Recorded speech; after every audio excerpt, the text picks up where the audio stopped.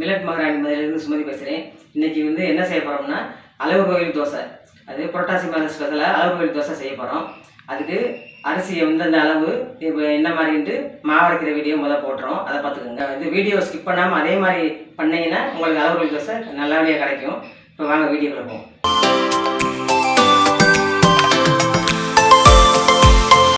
நம்ம அளவு கோயில் தோசை செய்ய போகிறோம். அதுக்கு வந்து நான் ஏற்கனவே அரிசி ஊற வச்சுட்டேன்.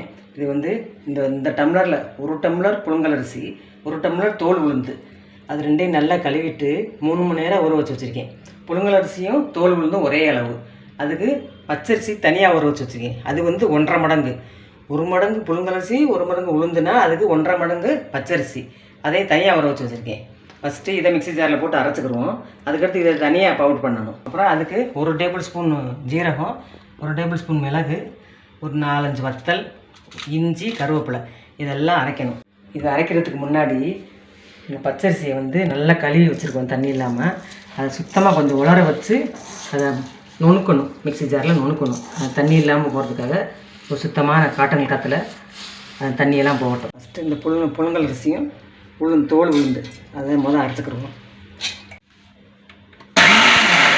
புழுங்கரிசி ரெண்டும் இந்த அளவுக்கு கெட்டியாக இட்லி மாவு மாதிரி அரைச்சிக்கோங்க. பவுலில் மாற்றிக்கிறேன். அரிசியும் உளுந்து அரைச்சிருக்கோம்ல, அதுலேயே நான் இந்த மிளகு, சீரகம், இஞ்சி இதெல்லாம் போட்டு அரைச்சிக்கிறேன். அது ஏற்கனவே முக்கால்வாசி அரைச்சாச்சு. இதை போட்டுட்டு கொஞ்சம் 1-2 அரைச்சிட்டு கொண்டு வந்துடுவோம். தனியாக நுணுக்கி போகிறதுக்கு பதில் இதிலே போட்டு 1-2 அரைச்சிக்கிறோம். மிளகா வத்தை, இஞ்சி, சீரகம், மிளகு, கொஞ்சம் கருவேப்பிலை, இதெல்லாம் போட்டு இன்னைக்கு குறவரம் அரைச்சா. இப்போ இது 2 பேச்சையும் அரைச்சி போட்டாச்சு. இந்த மிளகு, சீரகம், இஞ்சி, மிளகா வத்தை இதெல்லாம் சேர்த்து இந்த அரிசி உளுந்தோடு சேர்த்து 2 பேட்சை அரைச்சி போட்டேன். இனி வந்து இந்த பச்சரிசியை ஊற வச்சு அதை உலர்த்தி வச்சுருக்கேன்ல, இதை வந்து நல்லா பவுட்ரு பண்ணி அதில் சேர்த்துக்க போகிறோம். இது நல்லா பவுட்ரு ஆக்கியாச்சு. அதனால் நான் டைரெக்டாக இதிலே சேர்த்துக்கிறேன். அதை இதில் சேர்த்துக்கிறேன். அளவு கோயில் தோசை பண்ணுறதுக்கு மாவெல்லாம் அரைச்சிட்டோம். அதுக்கு தேவையான அளவு உப்பும் சேர்த்து இதை நல்லா கரைச்சி வச்சுக்கிடுவோம். இப்போ இதெல்லாம் சேர்த்து கரைச்சிட்டோம். புழுங்கல் அரிசி, உளுந்து, பச்சரிசி, அப்புறம் அது தேவையான மிளகு, சீரகம், இஞ்சி, கருவேப்பிலை எல்லாம் போட்டு உப்பு போட்டு கலந்துட்டோம். இதை மூடி வச்சு 4 மணி நேரம் ஃபெர்மெண்டேஷன் ஆகணும். ஏற்கனவே மாவு அரைச்சி வச்சுட்டோம். அது 4 மணி நேரம் ரெஸ்ட் எடுத்த பின்னாடி இப்போ கரெக்டாக எப்படி இருக்குன்னு பார்ப்போம். நல்லா ஃபெர்மெண்டேஷன் ஆகிருக்கு.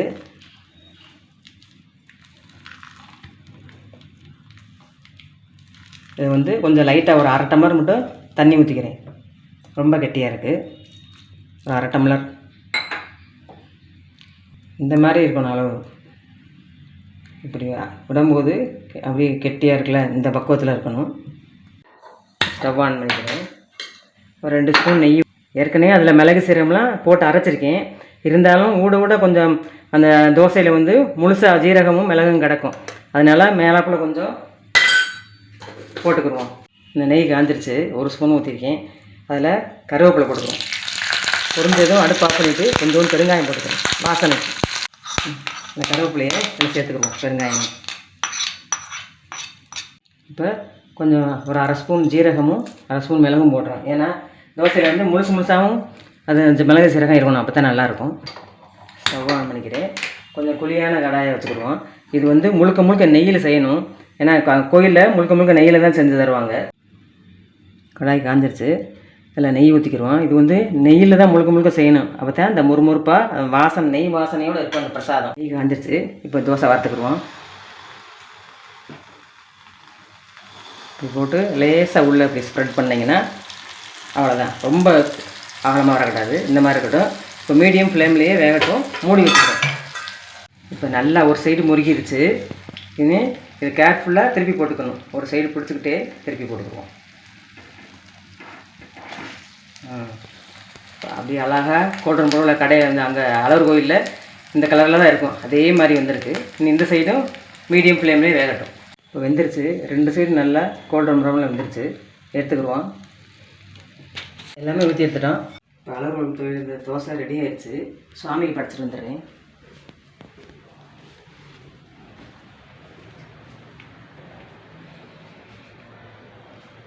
சுவாமிக்கு படைச்சிருவோம். துளசி தளம்.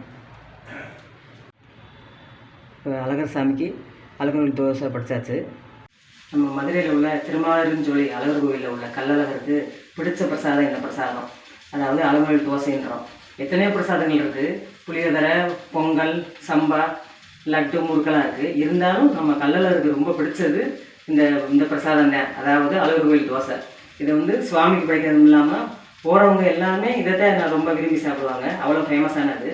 இதை வந்து நான் சொன்ன இந்த அளவுகளில் செஞ்சீங்கன்னா உங்களுக்கு அதே மாதிரி நம்ம கோவிலில் வாங்கின மாதிரியே கிடைக்கும்.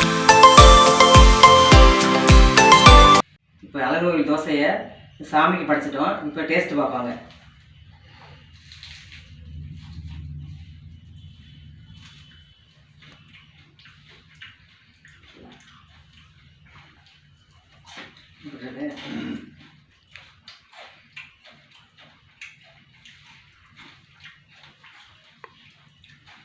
சூப்பராக இருக்குங்க. அழகர் கோயில் வாங்கின தோசை மாதிரி இருக்குது, எந்த சேஞ்சஸுமே இல்லை.